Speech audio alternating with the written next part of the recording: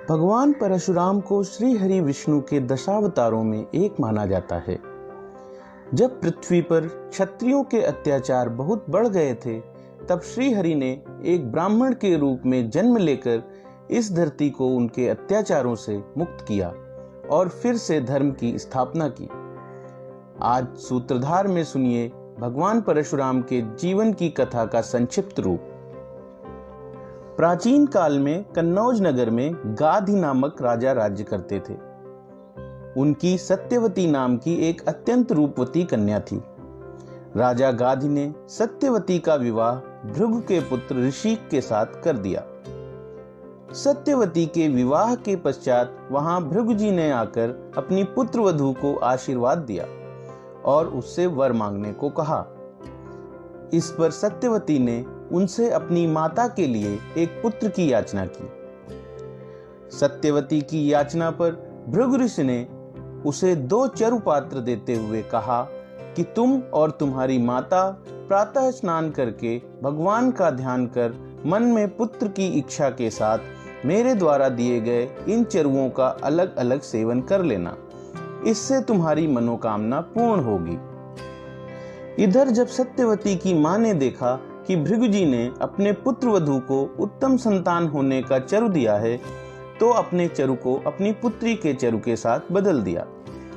इस प्रकार सत्यवती ने अपनी माता वाले चरु का सेवन कर लिया।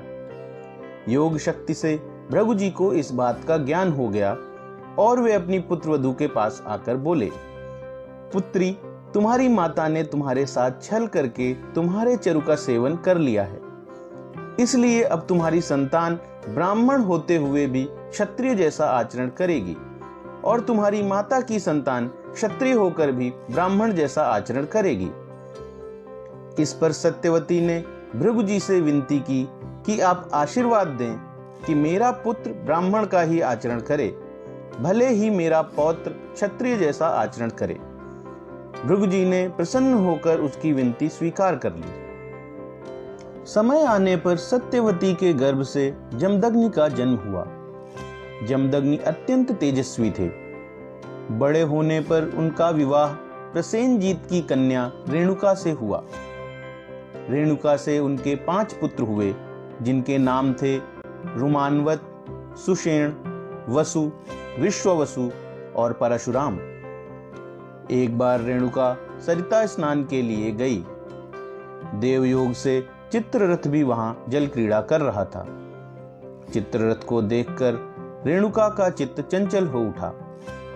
इधर जमदग्नि को अपने दिव्य ज्ञान से इस बात का पता चल गया और इससे क्रोधित होकर उन्होंने बारी बारी से अपने पुत्रों को अपनी मां का वध कर देने की आज्ञा दी।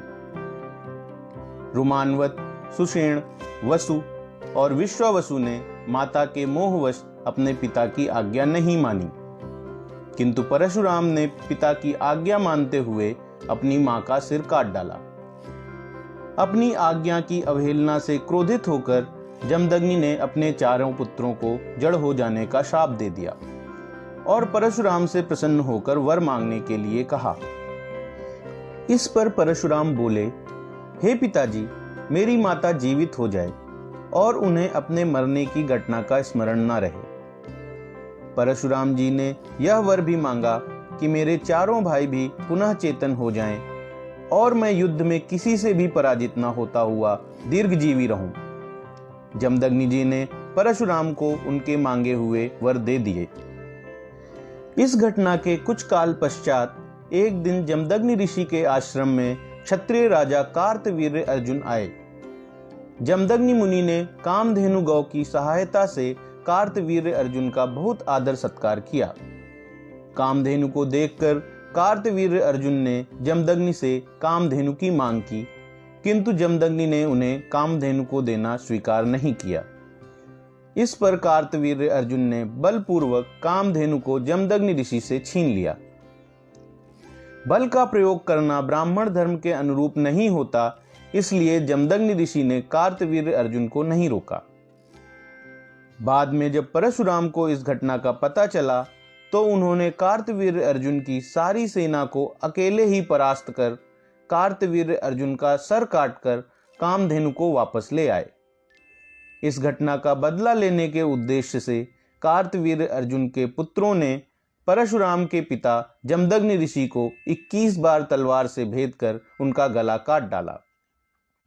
इसके बाद परशुराम का क्रोध इतना बढ़ गया कि उन्होंने ना ही कार्तवीर्य अर्जुन के पुत्रों का वध किया, अपितु इस संसार के समस्त क्षत्रियों को 21 बार संहार किया। अंत में महर्षि ऋचिक ने प्रकट होकर परशुराम को ऐसा घोर कृत्य करने से रोका।